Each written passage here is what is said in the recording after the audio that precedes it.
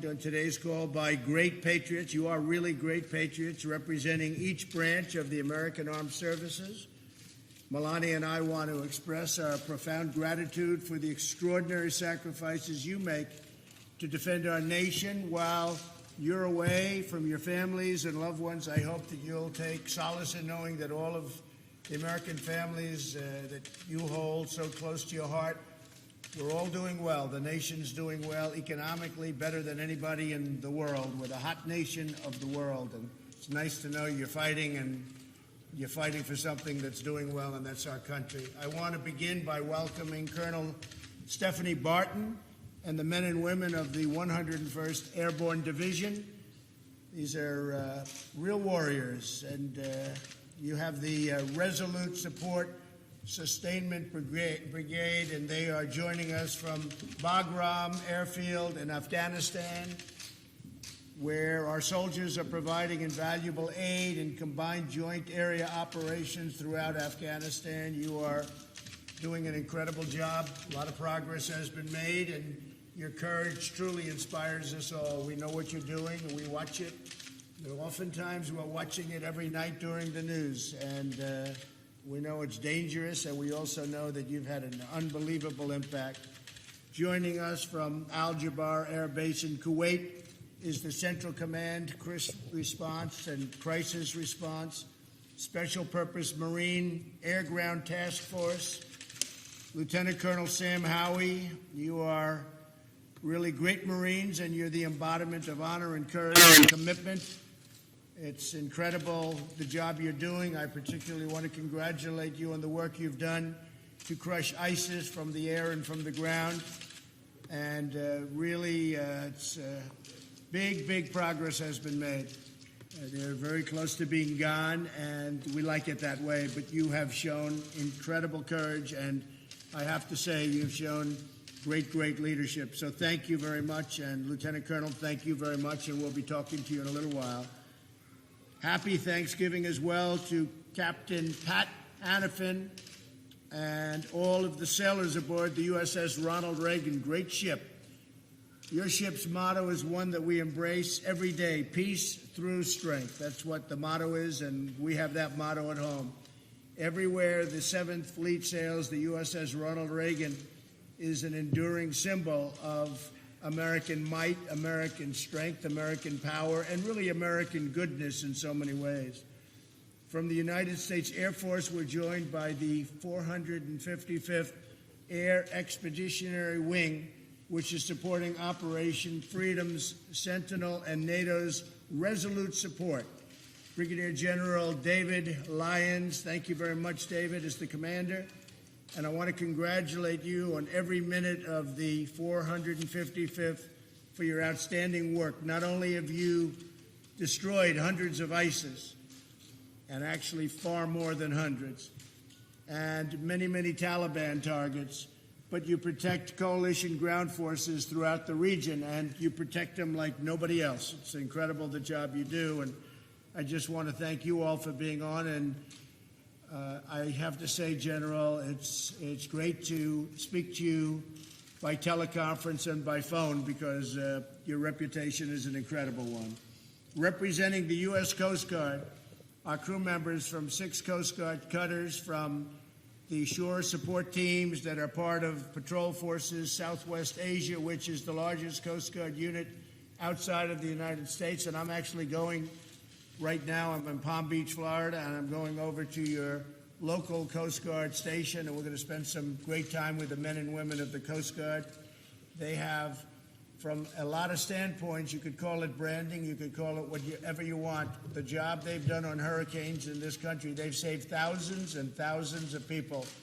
In fact, in Texas, they saved over 12,000 people. If you think of what that means, over 12,000 people. They went into seas, and they went into areas that nobody else would go into, and it was incredible what they've done in Texas, what they did in Florida, what they did in Puerto Rico. The Coast Guard has really become a symbol of strength and perseverance and toughness and genius, actually. It's purely genius. So hello to Lieutenant Nicholas Hartman, who is the commanding officer of the cutter Aquanet. And I also want to congratulate Seaman Christopher Wilson on being selected for A school. That's A, like in A. That's the best, right? Seaman Wilson, you truly make us proud. Congratulations. That's a big deal. Going to that school is like going to the Wharton School of Finance if you happen to be doing what you do. And to everyone in today's video conference also, I want to thank you all for serving. Today we thank God for the blessings of having you people be our heroes, and you really are our heroes. And your families are back here, and they love you, and they respect you, and they look forward to seeing you, because you're the ones who keep America safe and strong and free. You do a job like nobody else, and it is really great respect that we all have. You are very much appreciated, like you wouldn't believe, by the American public, by the citizens of our country. I want to maybe start with the Air Force, and I know that Brigadier General David Lyons is on the phone. And David, tell me a little bit about what you're doing. Our mission here, we defend the two busiest airfields in Afghanistan, Kandahar and Bagram. We support our teammates and our mission sets, and then we deliver decisive combat air power across the entire country of Afghanistan. And Mr. President, I know you can't see us right now, but you've got 150 airmen in this room that would love to say Happy Thanksgiving to you. Vultures, what do you say to the President? Happy Thanksgiving! That's great. That's really fantastic. How are things going over there? Are you looking up? How is it looking to you? You've seen it. You've been there a while, and you've seen what's going on. You know what's happening better than anybody. How do you find things going? Both the Taliban and ISIS are resilient adversaries, but I think that we're doing well. We get after them every single day. Our objective here is to fight the away game. And so what I mean by that is we never want this adversary to reach our shores again. And so every airman here is dedicated to keeping this fight away from our shores. A stable Afghanistan is good for Afghanistan, but we do what we do for America, sir. Well, you said it better than anybody could have said. Keep them away from our shores, and that's why we're doing the strong borders. You probably see over the news what's happening in our southern border and our southern border territory. Large numbers of people, and in many cases we have no idea who they are, and in many cases they're not good people. They're bad people. But large numbers of people are forming at our border, and I don't have to even ask you. I know what you want to do. You want to make sure that you know who we're letting in, and we're not letting in anybody, essentially, because we want to be very, very careful. So you're right. You're doing it over there. We're doing it over here. And your people at the border, we have the military at the border for the first time. I don't know if it's ever, or certainly there's never been a presence like this, but we have a very powerful border now. We have the Cosentina fencing, and we have things that people don't even believe. We took old broken wall and we wrapped it with barbed wire plus. I guess you could really call it barbed wire plus. This is the ultimate. And nobody's getting through these walls, and we're going to make sure they're the right people, because that's what you and your family want, and all of your families, that's what they want. And that's why we're all fighting. You know, we're fighting for borders. We're fighting for our country. If we don't have borders, we don't have a country. So we're doing very well on the southern border. We're very tough. We get a lot of bad court decisions from the Ninth Circuit, which has become a big thorn in our side. We always lose, and then you lose again and again, and then you hopefully win at the Supreme Court, which we've done. But it's a terrible thing when judges take over your protective services, when they tell you how to protect your border. It's a disgrace. So we're winning, and you're winning, and I appreciate it very much. And General, your reputation's an incredible one. Thank you very much for doing the job, and I'll see you back when you're in the United States, or maybe I'll even see you over there. You never know what's going to happen. Thank you, Mr. President. We appreciate that. Thank you very much. Thank you very much. Really great. And thank all the men and women with you. Really spectacular people. Well, next, let's talk to the U.S. Coast Guard Commanding Officer, Coast Guard Cutter, Aquanet, and it would be Lieutenant Nick Hartman. And so, Nick, tell me a little bit about what you're doing, where you are, and how's it going? Good Good morning, Mr. President. This is Nicholas Hartman, like you mentioned, from Coast Guard Cutter Aquidneck. Here in the room, we have 14 members from Patrol Forces Southwest Asia, and we're located in the Kingdom of Bahrain, Mr. President. Our mission out here is to patrol Arabian Gulf, Straits of Hormuz, and conduct our U.S. Central Command and NAVCENT objectives here in the Gulf. A lot of our work is partnering and building relationships with the Gulf Coast countries, and so that we have a good standing and resolve here in the Arabian Gulf and at Central Command AOR. Things, in my opinion, are going very well for us.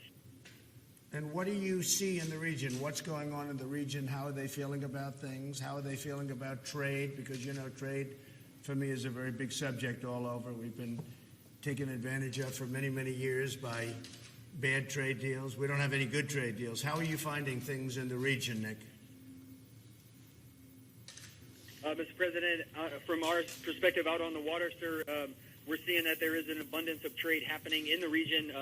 There are vessels moving through the Straits of Hormuz and across the Arabian Gulf on a daily basis, carrying cargo to and fro, and we don't see any issues in terms of trade right now, sir. Okay. Well, you'll keep it that way, and we want to have good free trade. We also want to have fair deals where we can do well too, not just everybody else. Right now, every nation in the world does well with us. We don't do well with them. So that's changing, and it's changing fast. And where you are is a big factor in that, as you know. You've been told and you've been briefed. Well, I want to thank you very much, Nick, and great job. And again, as I said, there's no brand that's gone up like the Coast Guard over the last couple of years because of what you've done with the hurricanes in this country. People saw things that they've never seen before. The bravery of your people going out in waves like record-setting. It's been record-setting. The one hurricane in Texas, they say, dumped more water, and it was more violent in terms of water than anything we've ever had in the country. And you guys went out there, and you did it like just a day in the office, and I really appreciate it. We all really appreciate it, Nick, and thank you very much. Thank you very much. Thank you, Mr. President, and happy Thanksgiving. Thank you. You take care of yourself. Let's go to the Army. Good old Army. We love the Army. We have Colonel Stephanie Barton, the U.S. Army. And Stephanie, tell us a little bit about yourself and where you are and what you're focused on, what you're doing. First and foremost, good morning and happy Thanksgiving on behalf of the 101st Sustainment Brigade. We're currently located in Bagram, Afghanistan. Serving what we do for the country of Afghanistan, we're the senior logistics headquarters in theater. And it is an away game, and I will tell you, in order to fight and win the nation's wars, it's because of sustainment and logistics. And you've got highly motivated, true professionals in this room and outside this room that are truly making it happen. We support, if it's in the hands of the warfighter, it comes through us to them. So we support everything from coalition to joint forces, from border to border here in the country, sir. Good. And how are you finding things in Afghanistan right now? Sir, it's good. We're truly making the mission happen. When it comes to sustainment, we're responsible for all the strategic, operational, and tactical logistics. If it comes in the theater, we get it in the warfighter's hand. But we have a phenomenal team, and I can't speak enough about that, because a lot of the times the sustainment community, we're behind the scenes, which is fine. But it's a good team effort, and it takes the support by all to make it happen. So, Colonel, how many people are you commanding right now, would you say? 10,000. Wow. That's a lot of people. That's fantastic, Stephanie. That's beautiful. That's beautiful. And not only is it important what you're doing, but you're enjoying what you're doing. Is that right? Sir, absolutely. We truly love it. And I will tell you, our formation is a great mixture. We have all the Army combos from the active duty, National Guard, Reserve. We have Army, DOD civilians, and civilian contractors that literally we all come together and make this mission happen. So we do hate that we're not with our family and friends today, but I tell you, we are a close family here, and I'm truly happy to be a part of it. It takes the whole community from green suiters to civilians to make it happen. And sir, you would be very proud because we truly are. It's fantastic. We're proud of you. And I tell you what, we're proud of you people. And please say hello to everybody. Have an incredible Thanksgiving. And now we're taking good care of you. You know, the budget's now at $716 billion, Stephanie, right? So we're getting rid of some of that old equipment that you see what's going in, the best in the world, right? So you see a big difference, an awfully big difference from what we had before. And it's only getting better. We'll be stronger than ever before. And with people like you, we feel very confident. So, Stephanie, thank you very much. Happy Thanksgiving to all. And I will see you when you're back. Sounds great. We have one last message, if that's okay. Yes. One, Yes. 2, 3, go! That's great. That's I really great. appreciate that. I really do. I appreciate it. Take care of yourself. We'll see you all soon. Thank you. From the U.S. Marine Corps, we have Colonel George Schreffler. And George, are you on? So this is Lieutenant Colonel Sam Howie. Colonel Schreffler is doing a battlefield circulation right now. Oh. I'm the executive officer, and I'm here with Civil Marines. Good. That's great. That's great, Sam. Good. How's it going over there? It's going great, sir. Right now, the Special Purpose MAGTF, we're based in Kuwait, but we have Marines from Jordan all the way to Afghanistan and up into Iraq and Syria. And every day those Marines are ensuring that those who would do us harm pay for it. It's pretty amazing watching these young men and women, sailors and Marines, and what they do with a smile on their face every day. And how is the progress coming, would you say? I'd say the progress is excellent, sir. We've moved throughout those areas and cleared the vast majority of those enemy forces who face us. And right now, I think we're in a good position to continue that for the rest of the year or foreseeable future. That's great. That's great. I'm hearing very good things. And they treat you good over there, I imagine, right? Do they treat you good? They're outstanding. Our partners throughout, included here at Al Jaber Air Base with the Air Force, they treat us like gold. We want for nothing. And today we had, I think everyone can agree, a fantastic Thanksgiving dinner here aboard the base. That's great. That's great. Well, they should. We're good friends, and they've been a good ally. We treat them well, and they treat us well, and a lot of good things are happening over there. People are surprised to see how fast things are turning around. But you have one of the great bases. You have something that's incredible and special. And we'll get to see you, George. We're going to get to see you very soon. And I will say, and say hello to everybody else, but I will say I want you to have a great Thanksgiving. You are, what's the time difference? What is your time lag over there? How many hours between, let's say, East Coast? Right now, sir, it's 1800 in the evening. Right. So it's Right. about a Big. 10-hour difference between Yeah, us. Yeah, that's a pretty big that's a time pretty big difference, right? difference, right? That's a pretty big time difference. So you've celebrated. Well, listen, you just take care of yourself and say hello to the Colonel and everybody. And you're special people, very, very special people, and we're very proud of you. And give my regards to Kuwait and everybody, but a lot of progress being made. Your country is really doing well. It's really doing well, like it hasn't done before. So that's good. It's always good to be fighting for something that is working. And unlike a lot of countries, this one works well, and it's working better than ever. So we'll see you when you're back, or maybe we'll see you some other place, okay? You're out there, Semper Fidelis. Well, thank you very much. Thank you very much. Thank you. Take care of yourself. From the U.S. Navy, we have the commanding officer, Captain Pat Hannafin. And Pat, are you on the phone? Yes, sir, I'm with you. And from the over 4,800 sailors and airmen aboard USS Ronald Reagan, the nation's only permanently forward-deployed aircraft carrier. We are currently in Victoria Harbor, Hong Kong, about 13 hours ahead of you. Still Thanksgiving here.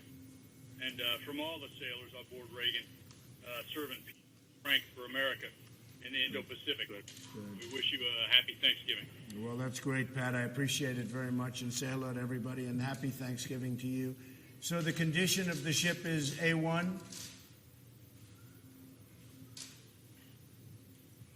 one, sir, absolutely. Okay, good, very important. So, we have another big one. The Gerald Ford is going to be joining you pretty soon. How does this compare in size and scope with the Gerald Ford? You know all about that. That's the new one, right? Yes, sir. Size and scope. A good friend of mine just left command of that. But size and scope about the same.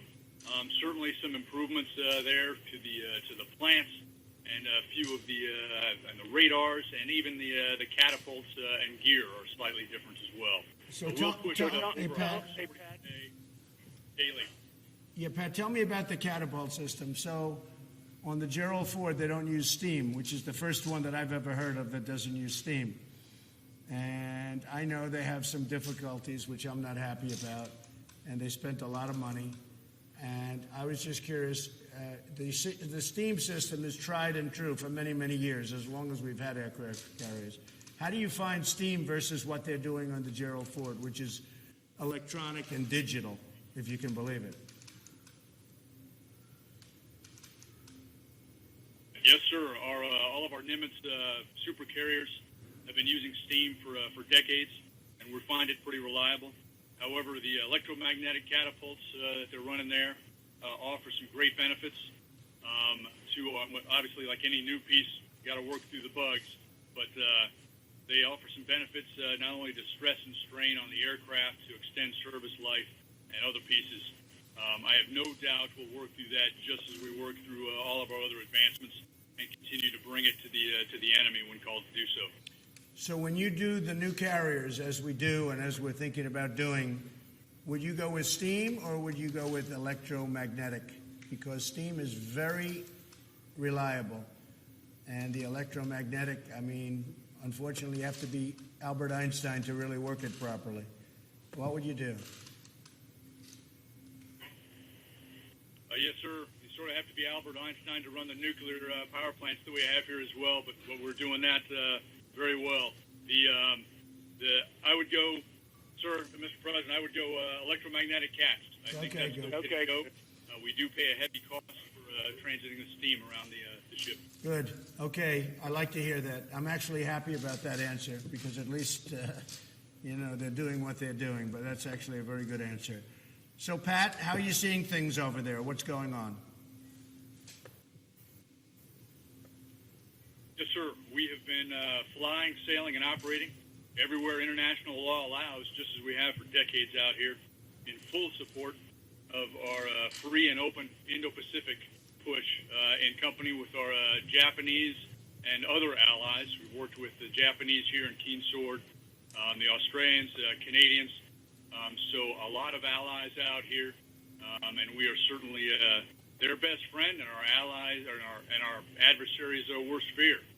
And that's exactly what we want to do: is bring peace through strength to this region. Right. And you have a 6-month deployment approximately?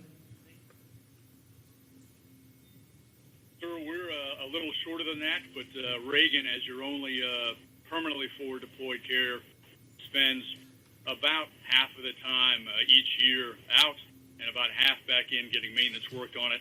Each of the sailors and airmen aboard spend 3 to 5 years out here with us at a time before going back to a stateside assignment. But we're all honored to be serving the nation out here. Right. Pat, why is it that the Reagan is the only one that's permanently deployed of all the aircraft carriers? Why is that? Was it set up for that, or is it just happens to be? Yes, sir. We have worked a single aircraft carrier out in Japan for decades now. Reagan took that role back in about 2013. I'm sorry, that's not quite right. About 2016. But it switches out, so different carriers out here for different periods of time. It was George Washington before us, and then a few of the conventional carriers, going way back to Midway, Kitty Hawk, and Independence. Right. So we've been running that for a while. But it's just an infrastructure piece. It takes quite a bit of infrastructure to make that work, but we get a lot of presence out of it for the region. And do you feel safe in the region? Do you see any hostility? Do you see any aggression? Because, you're hearing a little bit about aggression from a couple of the players. What are you feeling? Yes, sir. We we have safe and independent operations out here throughout the theater. We do feel safe.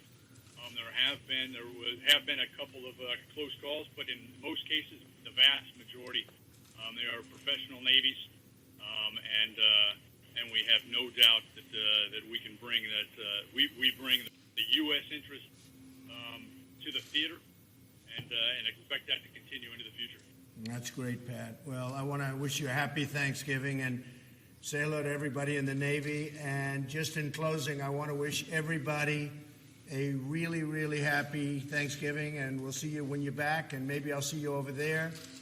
But it's a great honor to talk to you. I know everything about what everyone is doing, and you're doing an incredible job, and you're keeping us safe. And we all miss you back here, but we'll be seeing you soon. And on behalf of the whole country, I want to just thank you for what you're doing. Very, very special people, men and women that are just incredible people. You're highly respected. And I tell you what, our country has such respect. I don't think you hear it enough, but our country has such respect for you and the job you do. So happy Thanksgiving, and we will see you soon.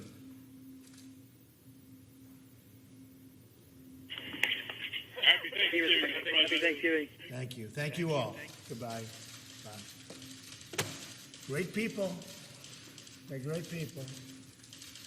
Okay? President, are you looking forward to going to Afghanistan or going to the Middle East? But we're going to do some interesting things at the appropriate time. We'll be doing some very interesting things. Excuse me? Do you have a sense of when the trip might be yet? I do, but I can't tell you. You're the last people I can tell. How is everything in Florida doing? Okay. Weather's good, right? It's Florida. Welcome to the Southern White House. Does the CIA have a recording of MBS demanding Khashoggi's silence? I don't want to talk about it. You have to ask them. About the border, Mr. President, Well, the border's coming along very well. It's become very strong. We're getting some terrible decisions from the Ninth Circuit, as usual. I don't know if we've ever had a victory in the Ninth Circuit. We have to appeal it. Yes, a vast number of their decisions get overturned, generally speaking. And it's a shame. It's a shame. It's a disgrace, frankly. And essentially, they're legislating. They're saying what to do. Some judge sitting in some location very far away is telling our incredible military and law enforcement what to do, and it's not right. And it's been going on like that for a long time. And we are doing really well, considering the laws are a disaster. And if we had the right laws, it would be a lot less expensive and would do it a lot easier. But we don't have the right laws, and we have people interpreting the laws, and they always give us a bad interpretation. So hopefully we've shown some light on the Ninth Circuit. I know that Chief Justice Roberts, John Roberts, has been speaking a little bit about it, and I think and I have a lot of respect for him. I like him and I respect him, but I think we have to use some common sense. This Ninth Circuit, everybody knows it. It's totally out of control. And what they're doing, what they're saying, the opinions are very unfair to law enforcement. They're very unfair to our military. And they're very unfair, most importantly, to the people of our country, because I'm keeping them safe. And you see how we fortified things, and all of that vast amount of fighting that you see going on at the border, it's all taking place in Mexico. And Mexico cannot believe how tough these people are. The mayor of Tijuana and so many others had said, boy, these are tough people. They start fighting right away. They're tough people. You have many criminals in that caravan, and the big caravan hasn't arrived yet. And we're very well fortified. We have fencing and walls like very few people have. We've been able to do it rather quickly. Cosentino wire, and so many other things are there now that they didn't have. And they're not coming through. We're not letting criminals into our country. Got to come in legally. You have to come in through a process. So we want people to come in because I have many, many companies moving back into the United States. They're opening up car plants. They're opening up factories all over the country. The United States is booming. We have the lowest unemployment we've essentially in most groups ever had. So we have a lot of good things happening. We need workers, but they have to come in legally. We want them to come in, but they have to be people that want to work and want to do a great job for our country. They come in through a merit system. They have to come in. Right now, under the Democrats, they don't have a merit system. They want open borders and people can just flow in. You have tremendously dangerous people in those caravans. And we do not want them coming into the United States, and we're not going to let them. We're throwing out MS-13 and so many others. We're throwing them out of our country by the thousands that got in here over the years. And we're throwing them out by the thousands, and we're bringing back towns. We're making towns safe.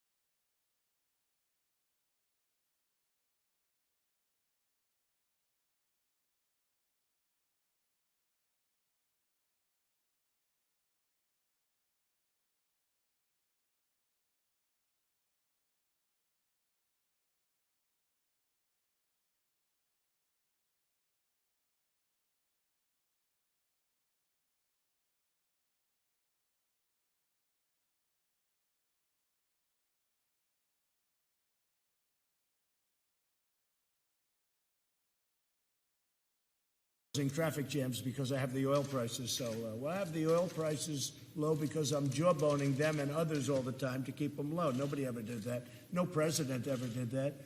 And gasoline is now at a very low number. But I actually got even beat up for that, where they said the president has the gasoline so low that he's causing traffic jams. Can you believe this one? I said, that's one nobody ever thought of. So anyway, no, but I'll always, let's have some traffic jams. We want low oil prices, and Saudi Arabia's really did a good job in that respect. They pumped out a lot more oil than was going to be pumped out when I called them about 4 weeks ago. And if you look at oil 4 weeks ago, it was at 82, 83, and it was going up to 100 a barrel. That would have doubled your prices and even tripled your prices at the car for gasoline. And instead, you have very low gas prices all over the country. That's because of what I did, and Saudi Arabia helped us. But very importantly, they're investing billions of dollars. They're buying their equipment from us. And remember this, they don't have to buy it from us. They can buy it from Russia, and they can buy it from China. They make very good equipment. They don't make as good equipment as we make. Nobody does. Nobody even close. But they make very good equipment. So they can spend that money in Russia and China and other places, and that is not acceptable. Well, the CIA, Mr. President, concluded with confidence that India... They didn't conclude. No, Josh, they didn't conclude. I'm sorry. Do you think they did not? Josh, no, they didn't conclude. They did not come to a conclusion. They have feelings certain ways, but they didn't have the report. And you can ask Mike, they have not concluded. Nobody's concluded. I don't know if anyone's going to be able to conclude that the Crown Prince did it. But I will say this, I don't know. I don't know. But whether he did or whether he didn't, he denies it vehemently. His father denies it, the king, vehemently. The CIA doesn't say they did it. They do point out certain things, and in pointing out those things, you can conclude that maybe he did or maybe he didn't. But that was another part of the false reporting, because a lot of you said yesterday that they said he did it. Well, they didn't say that. They said he might have done it. That's a big difference. But they're vehemently denying it, And we have hundreds of thousands of jobs. Do people really want me to give up hundreds of thousands of jobs? And frankly, if we went by this standard, we wouldn't be able to have anybody as an ally, because look at what happens all over the world. But then you could also take a look at Iran, take a look at Syria, where, millions of people have been just slaughtered horribly, horribly. You take a look at what's going on in Iran and the vicious situation that's taking place there and the number of people that are being killed and slaughtered. You take a look all over the world. We're not going to be able to let's not deal with anybody. The fact is that Saudi Arabia is tremendously helpful in the Middle East. If we didn't have Saudi Arabia, we wouldn't have a big base. We wouldn't have any reason, probably. I mean, if you look at Israel, Israel would be in big trouble without Saudi Arabia. So what does that mean? Israel's going to leave? You want Israel to leave? We have a very strong ally in Saudi Arabia. We have an ally that said they did not commit at the top level, the Crown Prince, the King. They did not commit this atrocity, and it's an atrocity. It's a terrible thing. I dislike it more than you do. But the fact is, they've been a very strong ally. They create tremendous wealth. They create really tremendous number of jobs in their purchases. And very importantly, they keep the oil price down. If you want to see a global depression, all you have to do is lift the oil price $50 a barrel, which could happen very quickly once we lose that relationship. So I hate the crime. I hate what's done. I hate the cover-up. And I will tell you this, the Crown Prince hates it more than I do, and they have vehemently denied it. The CIA points it both ways. As I said, maybe he did, maybe he didn't, but I will say very strongly that it's a very important ally. And if we go by a certain standard, we won't be able to have allies with almost any country. Okay? Who should be held accountable? Maybe the world should be held accountable, because the world is a vicious place. The world is a very, very vicious place. You look at what's happening in China, and you look at what's happening in so many different countries. I could name many countries. You look at what's happening with terrorism all over the world.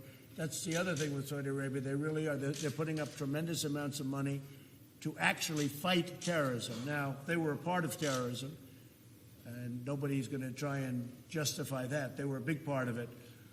But they're spending a lot of money, and they're opening up, and they're doing a lot of things that are very good. They're really opening up that country for a lot of good. Until this happened, there were a lot of people saying a lot of good things about the Crown Prince. So he strongly denies it. He vehemently denies it. And my policy is very simple. America first. Keep America great again. And that's what I'm doing, and we're doing better than anybody thought even possible. Yes, ma'am. Sir, you've been talking to the troops. I'm wondering if To who? The troops today. Yes. I'm wondering if you can tell us at what point do you want to withdraw troops from Afghanistan? Well, we're always looking to do the right thing, and we'll be seeing over a period of time. But we're looking, I just spoke to Afghanistan, as you know. We're always looking to do whatever's right. We're in very strong negotiations in Afghanistan right now, which a lot of people don't know about. This may be the first, but we are in very, very strong negotiation in Afghanistan. We'll see what happens. If something happens, that would be a great thing. I'd be very happy about that. I really think the people of Afghanistan also, and they are good fighters, and they fought for a long time. They fought for a lot longer than we fought. They've been fighting for many, many, many decades. But I think they're tired of fighting. And we'll see what happens, but we are talking about peace. And we'll see if that happens. Negotiations with? We have negotiations going on. I don't know that they're going to be successful. Maybe they're not. Probably they're not. Who knows? They might be. They might not be. You know my attitude on all of that stuff, whether it's North Korea or anybody else. Maybe they are going to be successful. Maybe they're not going to be. But we have negotiations going on right now in Afghanistan. Okay? Mr. President, what is your response to people who say that a phone call wasn't enough for the troops today? Well, nobody's done more for the military than I have. I took the budget from very little to $700 billion and then $716 billion. And I'm now going over to the Coast Guard, where I did last year, and I will probably a lot. But we're going over to the Coast Guard, I really believe nobody. In fact, a number of generals were on television over the weekend, and just unrelated, but they all mentioned the fact that nobody's done as a president for the military in a long time what I've done, because I've taken spending where you had a depleted military and it wasn't being fixed and it was a mess, and it frankly put us in danger. And I was able to get Congress to give us $700 billion and now $716 billion for our military. And I've also done more for the vets than anybody's ever done. I got choice approved. They've been trying to get choice for 40 years, more than 40 years. They couldn't get it. Where a vet can go directly to a doctor now, instead of waiting on line for 2 months and 2 weeks and 3 weeks, and amounts of time that are unthinkable to anybody, including yourselves. So I think I've done more than anybody else, certainly in many, many years and probably in many decades. Mr. President, are there any updates on the troops that are being sent to the border in regards to the caravan? No, no troops. We're going to have a strong border. Our southern border is going to be very strong. We're not. You heard me speaking to some of the folks just now in different parts of the world, and they're so proud of the job they're doing. And you got to have borders. If you don't have borders, you don't have a country. I mean, the Democrats want open borders, and they want these people coming in. Many of those people are criminals, okay, and have been so adjudged. We know who they are.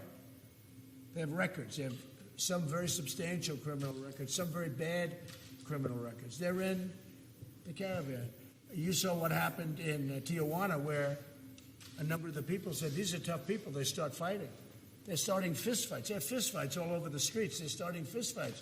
They said, these are not like normal, innocent people. These are people, you talk to them and they start a fistfight. I don't want that in this country.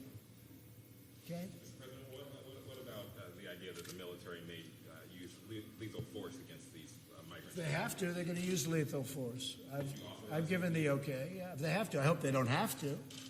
But, you know, you're dealing with a minimum of 500 serious criminals. So I'm not going to let the military be taken advantage of. I have no choice. Do I want that to happen? Absolutely not. But you're dealing with rough people. You ask the people in Tijuana, Mexico. They opened up with wide arms. Just come in, let me help you, let us take care of you. And within 2 days, now they're going crazy to get them out. They want them out. Because things are happening, bad things are happening in Tijuana. And again, it's not in this country because we've closed it up. 2 days ago, we closed the border. We actually just closed it. We're saying nobody's coming in because it was out of control. But you take a look at Tijuana, Mexico, and you see what's happening there. It's really a bad situation. What do you mean you close the border and nobody's coming in? What do you mean by that? If we find that it's uncontrollable, Josh, if we find that it gets to a level where we are going to lose control or where people are going to start getting hurt, we will close entry into the country for a period of time until we can get it under control. To the entire border? The whole border. I mean the whole border. And Mexico will not be able to sell their cars into the United States where they make so many cars at great benefit to them, not at great benefit to us, by the way. But at least now we have a good new trade deal with Mexico and with Canada. But we will close the border. And that means that Mexico's not going to be able to sell their cars into the United States until it's open. But we're going to either have a border or we're not. And when they lose control of the border on the Mexico side, we just close the border. And we have a very powerful border. We built a very strong border in a very short period of time, and the military has been fantastic. The job they've done. And by the way, Border Patrol and ICE, all of the law enforcement we have involved, and we have local law enforcement too, they have done an incredible job. And they've wanted this for years. You know, I'm the first president that's done it to this extent, but they've wanted this for years.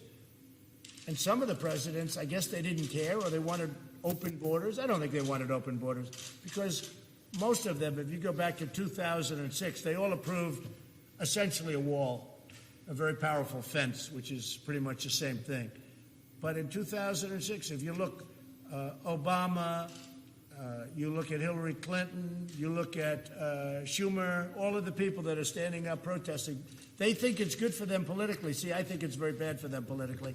I think the fact that they're weak on the border is very, very bad for them politically. But, you know, I've only been a politician for 3 years, so maybe they know better than me. Is there going to be a government shutdown over this wall in December? Could happen, yeah, over border security. The wall is just a part of border security, a very important part, probably the most important part. But could there be a shutdown? There certainly could, and it will be about border security, of which the wall is a part. Do you think Secretary Nielsen is doing a good enough job? Well, she's in there trying, I'll tell you. It's a tough job. I mean, yesterday she gets a ruling that things that we were doing, a judge that knows nothing about it decided to take law enforcement into his own hands, and he gives a ridiculous ruling. So we'll appeal it. But it makes the job harder. We're still doing the job perfectly. But it makes the job harder, and it makes the job more dangerous. Because a judge made a ruling that was shocking. Okay? Just to be clear, going back to the idea of shutting down the border, what would it take for you to reach that step and want to do that? Well, I've already shut it down.